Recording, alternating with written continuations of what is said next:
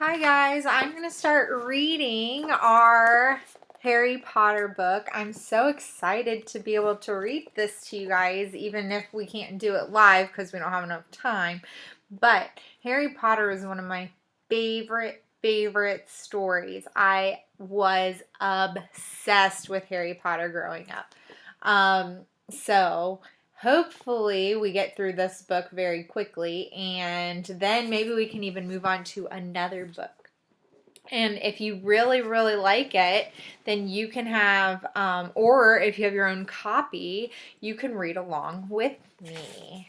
Okay, so Harry Potter and the Sorcerer's Stone, which is book number 1 by J.K. Rowling. We are going to read chapter 1, The Boy Who Lived. Mr. and Mrs. Dursley of number 4 Privet Drive were proud to say that they were perfectly normal. Thank you very much. They were the last people you'd expect to be involved with anything strange or mysterious because they just didn't hold with such nonsense. Mr. Dursley was the director of a firm called Grunnings, which made drills. He was a big, beefy man with hardly any neck, although he did have a very large mustache. Mrs. Dursley was thin and blonde and had nearly twice the usual amount of neck, which came in very useful as she spent so much of her time craning over garden fences, spying on the neighbors. The Dursleys had a small son named Dudley, and in their opinion, there was no finer boy anywhere. The Dursleys had everything they wanted, but they also had a secret, and their greatest fear was that somebody would discover it. They didn't think they could bear it if anyone found out about the Potters. Mrs. Potter was Mrs. Dursley's sister, but they hadn't met for several years. In fact, Mrs. Dursley pretended she didn't have a sister because her sister and her good-for-nothing husband were as un-Dursleyish as it was possible to be. The Dursleys shuddered to think what the neighbors would say if the Potters arrived in the street. The Dursleys knew that the Potters had a small son, too, but they had never seen him. This boy was another good reason for keeping the Potters away. They didn't want Dudley mixing with a child like that. When Mr. and Mrs. Dursley woke up on the dull gray Tuesday, our story starts. There was nothing about the cloudy sky outside to suggest that strange and mysterious things would soon be happening all over the country. Mr. Dursley hummed as he picked out his most boring tie for work, and Mrs. Dursley gossiped away happily as she wrestled a screaming Dudley into his high chair. None of them noticed a large tawny owl flutter past the window. At 8:30, Mr. Dursley picked up his briefcase, pecked Mrs. Dursley on the cheek, and tried to kiss Dudley goodbye, but missed because Dudley was now having a tantrum and throwing his cereal at the walls. "Little tyke," chortled Mr. Dursley as he left the house. He got into his car and backed out of number 4's drive. It was on the corner of the street that he had noticed the first sign of something peculiar: a cat reading a map. For a second, Mr. Dursley didn't realize what he had seen. Then he jerked his head around to look again. There was a tabby cat standing on the corner of Privet Drive, but there wasn't a map in sight. What could he have been thinking of? It must have been a trick of the light. Mr. Dursley blinked and stared at the cat. It stared back. As Mr. Dursley drove around the corner and up the road, he watched the cat in his mirror. It was now reading a sign that said Privet Drive. Looking at the sign. Cats couldn't read maps or signs. Mr. Dursley gave himself a little shake and put the cat out of his mind. As he drove towards the town, he thought of nothing except a large order of drills he was hoping to get that day. But on the edge of town, drills were driven out of his mind by something else. He sat in the usual morning traffic jam. He couldn't help noticing that there seemed to be a lot of strangely dressed people about. People in cloaks. Mr. Dursley couldn't bear people who dressed in funny clothes. The get-ups you saw on young people. He supposed this was some stupid new fashion. He drummed his fingers on the steering wheel and his eyes fell on a huddle of these weirdos standing quite close by. They were whispering excitedly together.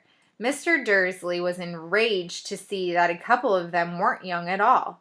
Why, that man had to be older than he was. And wearing an emerald green cloak. The nerve of him! But then it struck Mr. Dursley that this was possibly some silly stunt.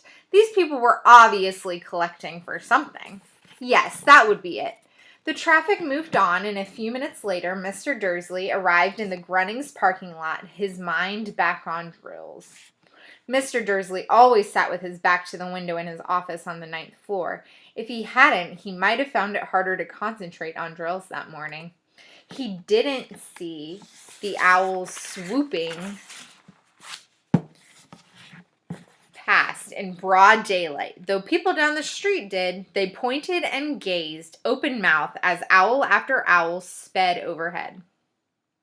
Most of them had never seen an owl, even at nighttime. Mr. Dursley, however, had a perfectly normal owl-free morning. He yelled at 5 different people. He made several important telephone calls and shouted a bit more. He was in a very good mood until lunchtime. Then he thought he'd stretch his legs and walk across the road to buy himself a bun from the bakery. He'd forgotten all about the people in cloaks until he passed a group of them next to the baker's. He eyed them angrily as he passed. He didn't know why, but they made him uneasy. This bunch were whispering excitedly, too, and he couldn't see a single collecting tin. It was on his way back past them, clutching a large donut in a bag, that he caught a few words of what they were saying. The Potters. That's right. That's what I heard. Yes, their son, Harry.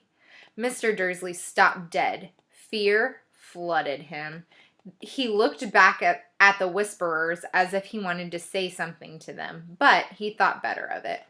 He dashed back across the road, hurried up to his office, snapped at his secretary not to disturb him, seized his telephone, and had almost finished dialing his home number when he changed his mind. He put the receiver back down and stroked his mustache, thinking. No, he was being stupid. Potter wasn't such an unusual name. He was sure there were lots of people called Potter who had a son called Harry. Come to think of it, he wasn't even sure his nephew was called Harry. He had never seen the boy. It might have been Harvey or Harold. There was no point in worrying Mrs. Dursley. She always got so upset at any mention of her sister. He didn't blame her. If he'd had a sister like that. But all the same, those people in cloaks.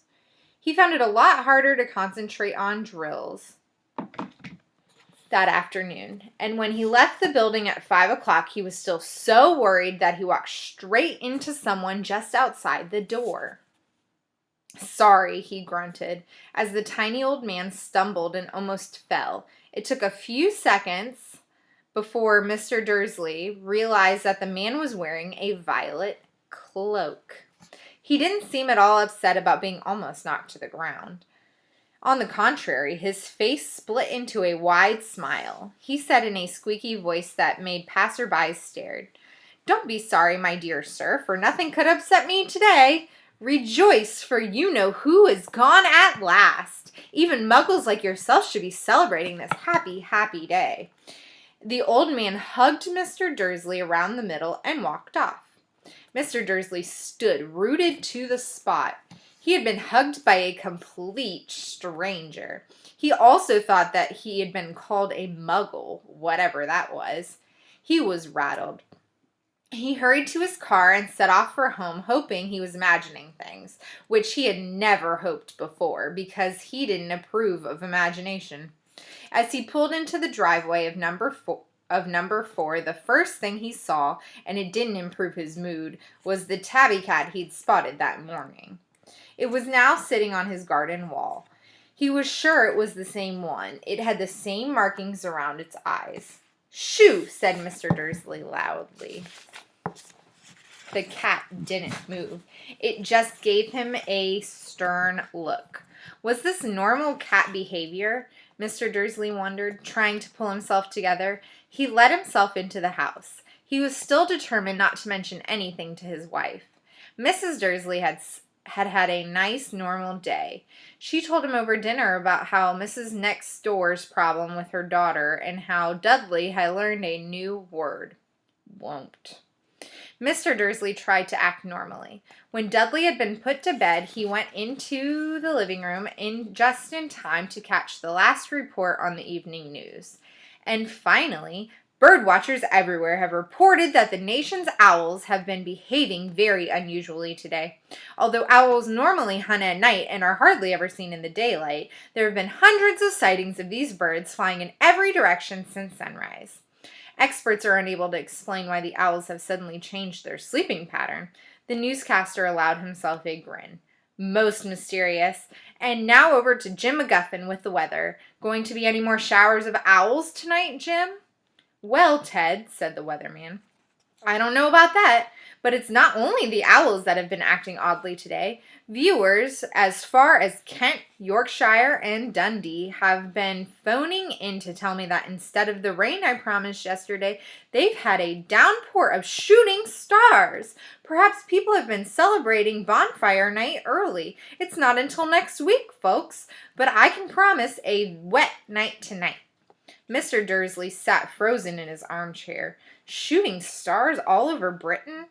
Owls flying by daylight? Mysterious people in cloaks all over the place? And a whisper about the Potters. Mrs. Dursley came into the living room carrying 2 cups of tea. It was no good. He'd have to say something to her. He cleared his throat nervously. Petunia, dear, you haven't heard anything from your sister lately, have you? As he expected, Mrs. Dursley looked shocked and angry. After all, they normally pretended she didn't have a sister. No, she said sharply. Why? Funny stuff on the news, Mr. Dursley mumbled. Owls, shooting stars, and there were a lot of funny-looking people in town today. So, snapped Mrs. Dursley. Well, I just thought maybe it was something to do with, her crowd.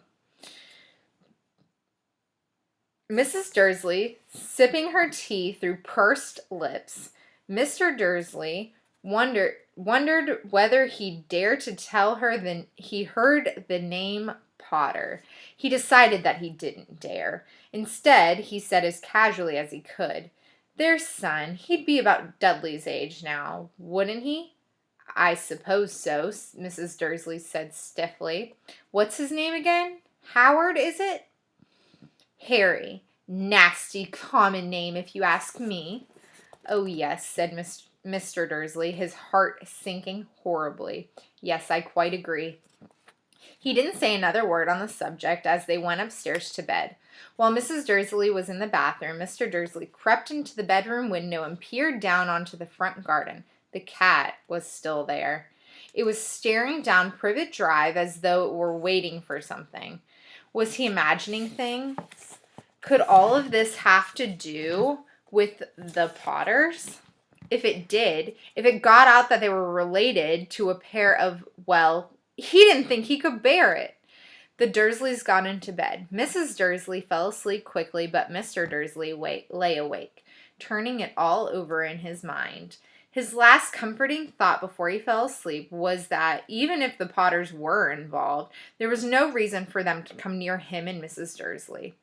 The Potters knew very well that he and Petunia thought about them and their kind. I'm sorry, what he thought about Petunia, or what he and Petunia thought about them and their kind. He couldn't see how he and Petunia could get mixed up in anything that might be going on. He yawned and turned over. It couldn't affect them. How very wrong he was. Mr. Dursley might have been drifting into an uneasy sleep, but the cat on the wall outside was showing no signs of sleepiness. It was sitting as still as a statue, its eyes fixed unblinkingly on the far corner of Privet Drive. It didn't so much as quiver when a car door slammed on the next street, nor when two owls swooped overhead. In fact, it was nearly midnight before the cat moved at all. A man appeared on the corner the cat had been watching. Appeared so suddenly and silently you'd have thought he just popped out of the ground. The cat's tail twitched and its eyes narrowed.